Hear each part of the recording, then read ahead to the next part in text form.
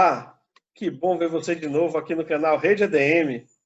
Hoje estou recebendo mais um amigo que veio colaborar com a nossa série de entrevistas, recebendo o amigo Bruno Vasconcelos, que vai falar para a gente sobre a questão das finanças pessoais. E, professor Bruno, eu queria que você se apresentasse aí para o nosso público. Bom dia, Sandro. Obrigado pelo convite. Como o Sandro colocou, meu nome é Bruno Vasconcelos, eu sou economista, tenho um mestrado em administração, em que o professor Sandro foi meu orientador, eu gostaria de pontuar isso, não é? Estou fazendo o curso de pedagogia, eu sou coordenador de orçamento de uma grande estatal, não é? E estou aqui à disposição para que nós possamos conversar um pouco sobre essa situação atual. Pois é.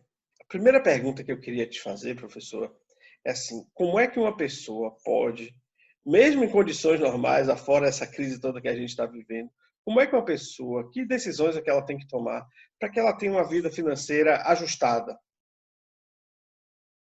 Olha, na economia tem uma frase assim que ela é clássica, chamada assim: não existe almoço grátis.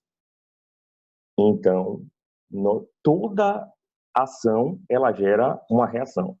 Nós temos que ter um controle financeiro, né, claro, das nossas despesas, e precisamos também ter um controle de nossas dívidas, que é uma diferença clássica, as pessoas atrapalham um pouco. Dívida é tudo aquilo que você não pode honrar na data. Se você honra, é despesa. Se você não consegue, é uma dívida. Então, nós precisamos ter esse controle das nossas despesas, das nossas dívidas.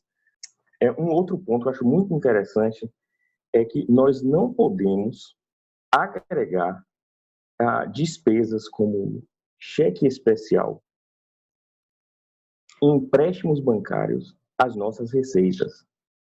Então, eu acho que o ponto inicial é esse. Nós temos que ter um controle prévio.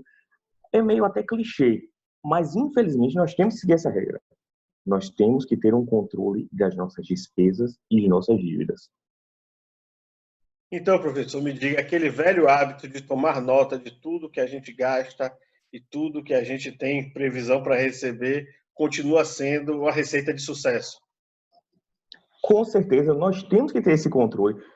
Deveríamos, inclusive, mais uma vez para esse jargão, mas nós precisamos ter isso desde da nossa educação primária.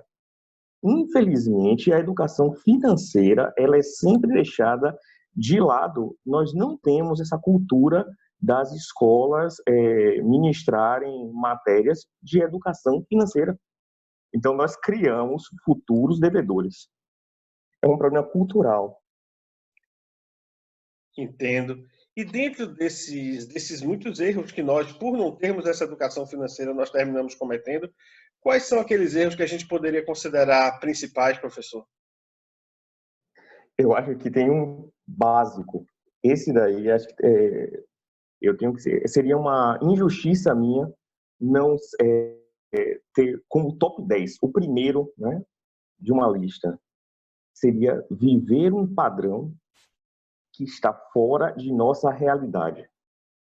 Se nós conseguirmos seguir essa regra básica de vivermos dentro de nossa realidade financeira, acho que não viveríamos tão presos a esse tipo de situação de estarmos sempre recorrendo a cheque especial, a empréstimos, porque eu não sou contra um empréstimo, mas eu não sou muito a favor de você pegar um empréstimo para quitar dívida. Um empréstimo, na minha concepção, tem que gerar patrimônio, não é?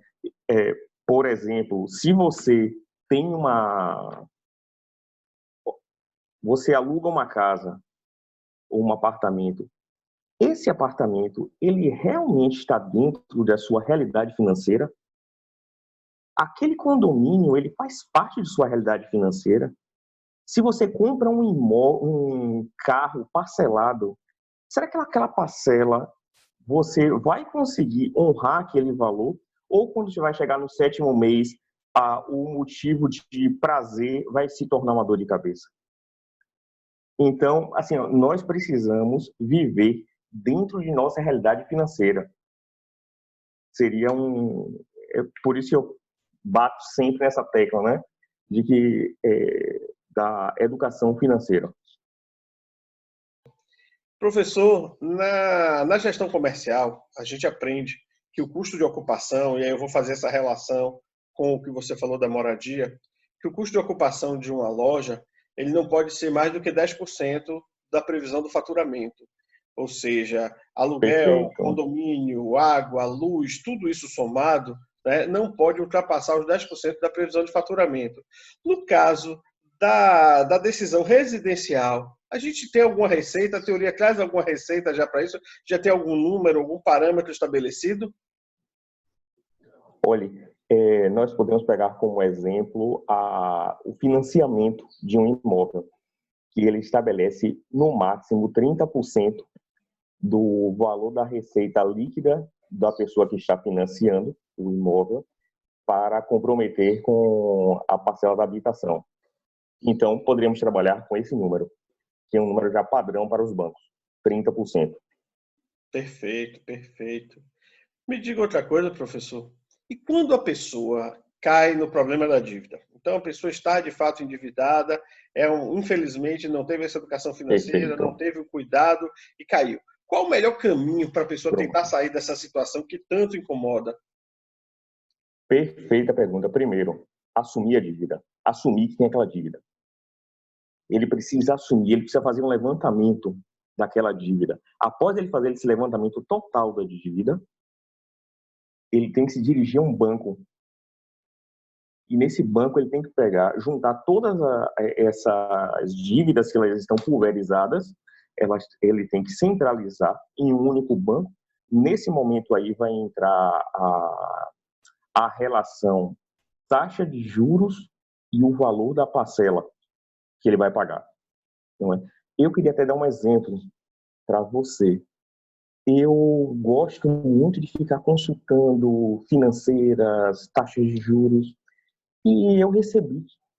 Eles têm acesso ao meu salário, porque eu sou estatutário, e eles ligaram para mim, me oferecendo, né, falando minha margem, e eu falei para eles, não, eu quero 10 mil reais emprestado. Aí eu queria que você me mandasse a proposta. E eles me mandaram a proposta. Aí ele, olha, a taxa de juros é de 1,4. Eu falei, pô, tá interessante a proposta. Aí eu perguntei, qual a taxa de administração? Ele, R$ 3.500. Eu falei, vamos conversar. Se você está falando que a taxa de juros é de 1,4 e a taxa de administração é de 35% do valor do empréstimo, então eu classificaria isso aí como uma agiotagem. E eu tenho isso no meu e-mail guardado, a proposta guardada. Então, eles tentam enganar, ludibriar a pessoa pelo momento crítico. É por isso que eu falo que as pessoas devem ir em instituições bancárias, elas têm que ir em instituições bancárias e não em financeiras, porque a financeira, ela ganha na taxa de administração. E aproveitando a fragilidade da pessoa, elas primeiro iniciam com uma taxa bem elevada, e a partir do momento que a pessoa começa a negar, elas começam a rever. Essa taxa caiu de 35% para mim para 16%. Um absurdo também. Aí, claro que no final eu neguei, falei que eu não tinha interesse, mas para você, professor, ter uma noção de como nós devemos ter cuidado para não transformar uma solução em um grande problema. Porque você pegar 10 mil reais emprestado para pagar 35% de taxa de administração, sem contar com os juros compostos de 1,4% que pertencem ao banco, então, na realidade, você não está solucionando, encaminhando para solucionar um problema. Você está gerando uma nova dívida. Então, temos que ter muito cuidado com isso. Essa é a minha sugestão. Poxa, que números impressionantes, na verdade, aterrorizantes. né, Aterrorizantes. que a gente tem acesso aí nesse mercado.